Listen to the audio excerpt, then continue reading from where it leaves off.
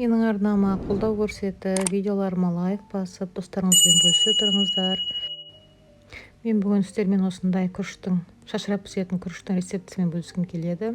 Ол үшін табамызға 50 грамм өсімдік майын құйып, күрішімізді мықтылап тұрып, жақсылап 3-4 рет жуып аламыз.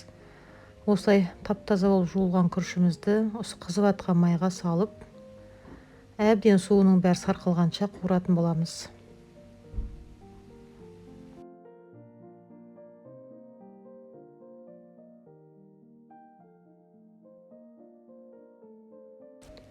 Осылай әлсін-әлсін былғап қарап қойып тұрасыздар. Түбіндегі суы бәрі таусылып, күріш құрғай бастаған кезде ғана үстіне су құятын боламыз.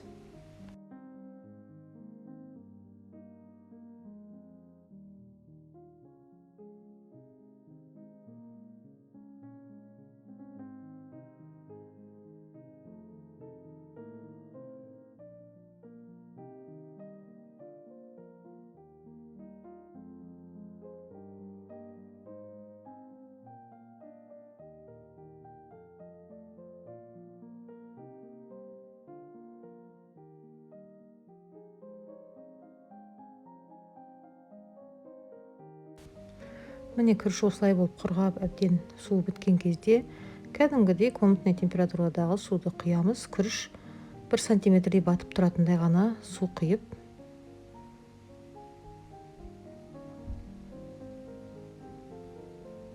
міне осылай тұз саламыз. Осылай болып тұрған суға жақсылап араластырып, бір араластырып жіберіп, қайнағаннан кейін өте баяу отта күріш піскенше бұқтыратын боламыз.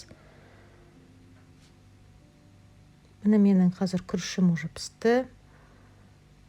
Ашып көрсетейін. Міне күріш дейтін шашыраған, кәдімгі езілген жоқ, діметкен жоқ, кәдімгі шашыраған керемет күріш шықты.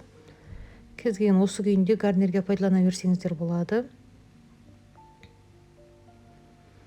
Тұзы да майға қуырылғандықтан майлы, құрғақ емес, өте тамаша күріш. Енді мен бұл күріштің үстіне жүгері салып ұсынғым келіп тұр. Сол себепті де кәдімгі консервированный жүгеріні алып, кукурузды алып, осылай салып, әбден піскен күріштің үстіне осылай салып араластырып, гарнирге ұсынуға болады.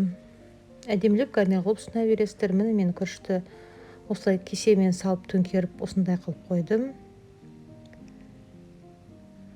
Өте әдемі күріш болды. Сіздер де жасап көріңіздер.